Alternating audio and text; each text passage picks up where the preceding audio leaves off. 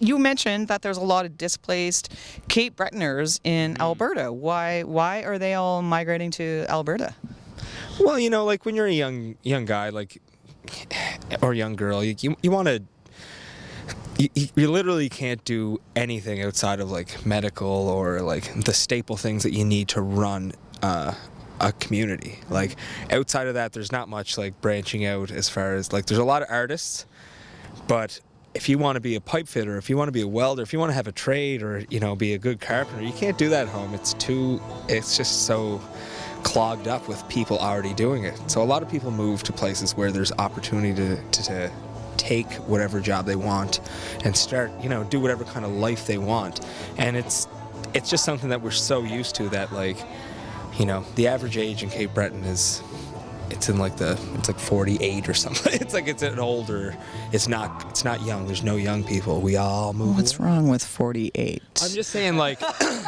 I'm just saying. I'm almost 48. In a city, in a city, you want to have young people there working. You want to have young people contributing to the economy and contributing to and it's just like it just sucks everyone away. Like if you can go to Alberta and come out of high school and make a bunch of money, like why would you stay home? And it's tough.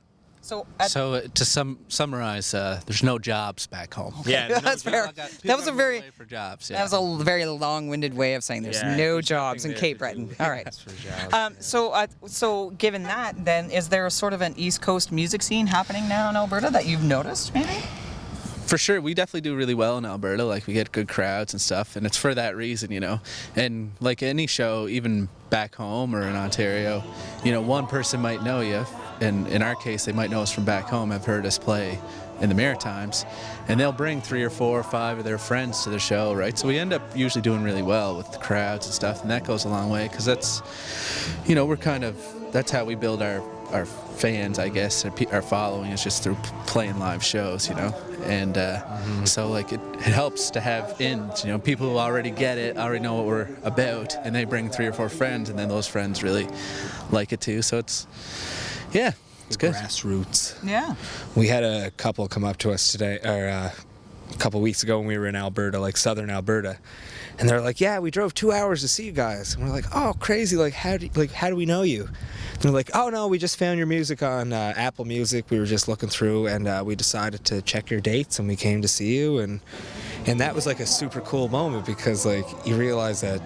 Like our big thing is our live shows, like the whole stream and Spotify thing. You don't get paid from that. That's just to get people to listen to you and say, hey, if they're coming through the Soo, maybe go down and see them. And so just to know that that's actually working is neat. yeah.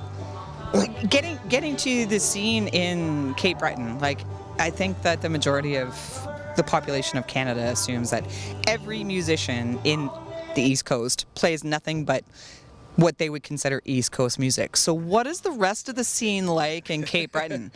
Oh, it's really great. There's all kinds of different music back home. Everything from rap to like heavy metal. The rock music, man. Like music in general is definitely is really supported back home, and it's valued. So like there's lots of great music of all genres. There really is. But it definitely is like the Celtic music and that kind of East Coast folk stuff is certainly the most predominant, but there's lots of other great music too. Yeah, we have a great rock and roll scene back home, like a lot of just great music that's and you never think rock and roll for Cape Breton, but it's definitely cool. That's awesome. Yeah.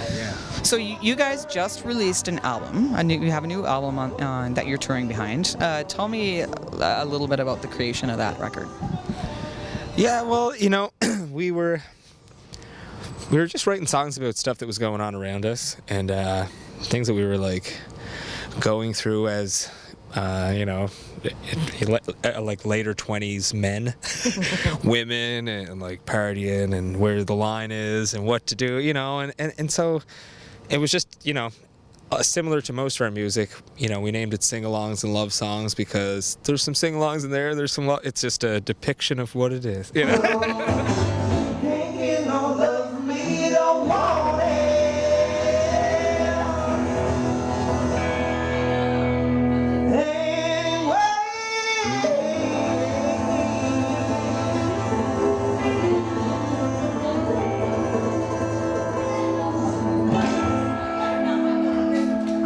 so much. We'll take a break. We'll be up soon. We're pretty Archie. Thanks.